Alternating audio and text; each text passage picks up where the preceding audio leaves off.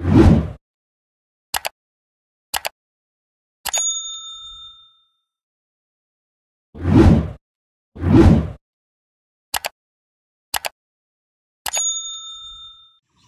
গুরু বন্দে পুরুষোত্তম। শ্রী ভগবদ গীতার যথাযথ সুরা যিনি ভগবত সেবার পর্যায়ে উপনীত হয়েছেন, তার মধ্যে জ্ঞানের সকল প্রকার সদ্গুণই বিকশিত হয়ে ওঠে। তত্ত্বজ্ঞানী গুরুদেবের আনুগত্য স্বীকার করে তার সেবা করার যে নির্দেশ অষ্টম শ্লোকে দেওয়া হয়েছে, তা অতি গুরুত্বপূর্ণ।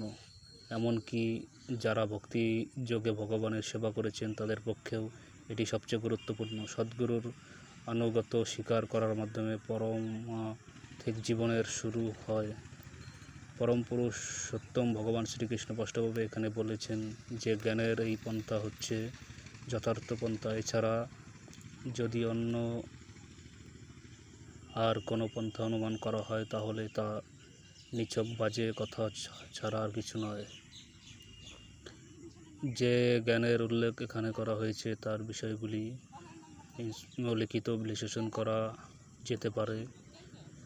অমানিত্যের অর্থ হচ্ছে যে অপরের কাছ থেকে সম্মান লাভের আকাঙ্ক্ষা না করা। বৈষয়িক জীবনে আমরা অপরের কাছ থেকে মান সম্মান পাওয়ার জন্য খুব আগ্রহী হই, কিন্তু যিনি পূর্ণ জ্ঞান লাভ করেছেন, যিনি উপলব্ধি করতে পেরেছেন যে তার জড় শরীরটা তার স্বরূপ নয়, তার কাছে জড় দেহটার সম্মান এবং আত্মসম্মান উভয়ের নিরর্থক। জাগতিক এই মোহর প্রতি লালায়িত হওয়া উচিত নয়। মানুষ তার ধর্মের মাধ্যমে খ্যাতি অর্জন করতে চায় এবং পরিণামে অনেক সময় দেখা যায় যে ধর্মের উদ্দেশ্য সম্বন্ধে অবগত না হয়ে তারা কোনো দলভুক্ত হয়ে পড়ে এবং যথাযথভাবে ধর্মের নীতিগুলোকে অনুসরণ না করে তারা ধর্মের কর্ণধার বলে নিজেদের প্রচার করতে থাকে। পারমার্থিক তত্ত্বজ্ঞান লাভে কে কতটা উন্নতি সাধন করেছে, তা এই সমস্ত বিষয়গুলির মাধ্যমে বিচার করা উচিত।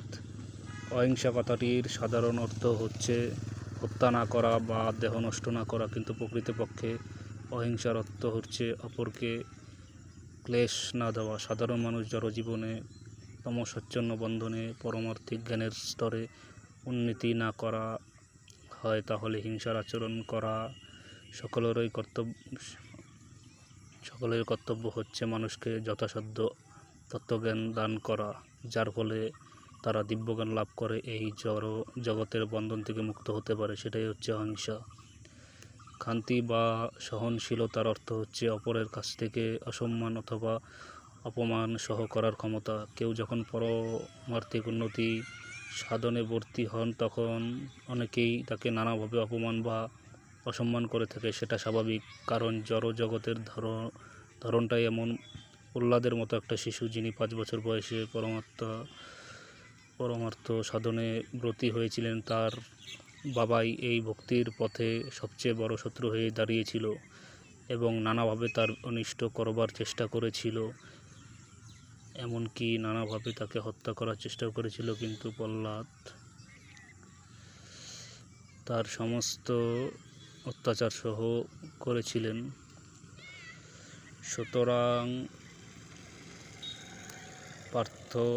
পারমার্থিক জীবনের অগ্রসর হতে হলে নানা রকম প্রতিবন্ধক আসতে পারে, কিছু সেগুলি সহ করতে হবে এবং দূর সংকল্প নিয়ে এগিয়ে যেতে হবে।